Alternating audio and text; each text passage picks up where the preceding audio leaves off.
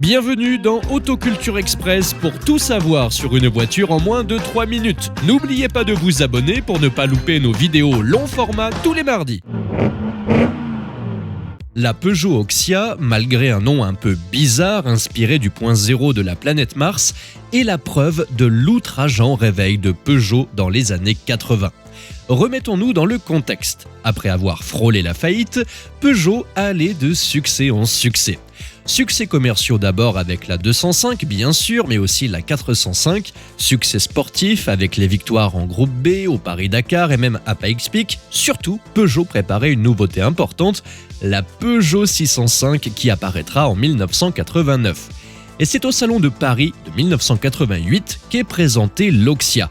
Admirez son style novateur et complètement crédible. À l'époque, se préparent la Cizeta V16 et la Lamborghini Diablo. L'Oxia est dans la même veine, mais en plus moderne, poussant à l'extrême le design Peugeot à la mode à l'époque. Pour tout dire, elle n'a pas tellement vieilli aujourd'hui. L'Oxia fait d'ailleurs la synthèse entre la 405 et la future 605, puisqu'elle en possède les optiques sans modification. Il s'agit en quelque sorte d'un teaser annonçant la grande berline de Peugeot à venir. L'immense pare-brise réalisé par Saint-Gobain est à lui seul une œuvre d'art. Côté moteur, elle est équipée du V6 PRV de 2,8 litres, 24 soupapes, mais dotée de 2 turbos pour proposer la modique puissance de 680 chevaux. Une puissance incroyable pour l'époque. Présentée à la presse sur circuit, car oui, l'Oxia est roulante et opérationnelle, elle atteindra la vitesse de 349 km/h avec à son volant le pilote d'essai de chez Michelin, Jean-Philippe Vidcock. Visionnaire, l'Oxia l'est aussi par son équipement. L'ordinateur de bord se veut ultra moderne, relié à un radiotéléphone, gérant les paramètres de la voiture d'un côté et les paramètres de navigation de l'autre. Un GPS avant l'heure, quoi. Si aujourd'hui ça peut faire sourire, c'était vraiment nouveau en 1988.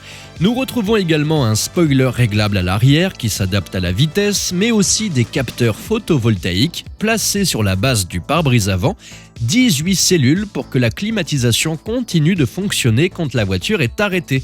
Elle a également 4 roues motrices et une boîte 6 vitesses. Bref, un concentré de technologie qu'on ne peut qu'admirer a posteriori. Les ingénieurs de Peugeot avaient eu le nez creux. Bon, vous allez me dire, ouais mais bon, c'est un concept car, on l'aura jamais. Eh bien, détrompez-vous, tout est possible, car Peugeot n'a pas construit un exemplaire, mais bel et bien 2 exemplaires. Jusqu'en 2009, les 2 étaient conservés au musée de l'aventure Peugeot. Mais cette année-là, afin de dégager du cash pour acheter des pièces majeures de son histoire, le musée mit en vente un certain nombre de doublons, dont le 2e exemplaire de l'Oxia. Il s'est vendu cette année-là au prix de 141 500 € à un acheteur américain. C'est donc aux États-Unis que vous pourrez retrouver l'Oxia aujourd'hui et pourquoi pas faire une offre à son propriétaire via notre site carjagger.com. Vous pouvez également visiter le site vintage-drivers.fr. La fête des pères approche, il est donc temps de se faire plaisir et de bénéficier pour l'occasion d'une remise de 15% à valoir sur une sélection d'articles avec le code promo PAPA15. Vous retrouverez toutes les infos dans la description sous la vidéo et dans le premier commentaire épinglé. Merci à tous d'avoir suivi cette nouvelle vidéo et à ceux qui se posent la question, oui, ne vous inquiétez pas, on parlera prochainement de la Peugeot Kazar, alors n'oubliez pas de vous abonner et on se donne rendez-vous tout de suite dans la prochaine vidéo.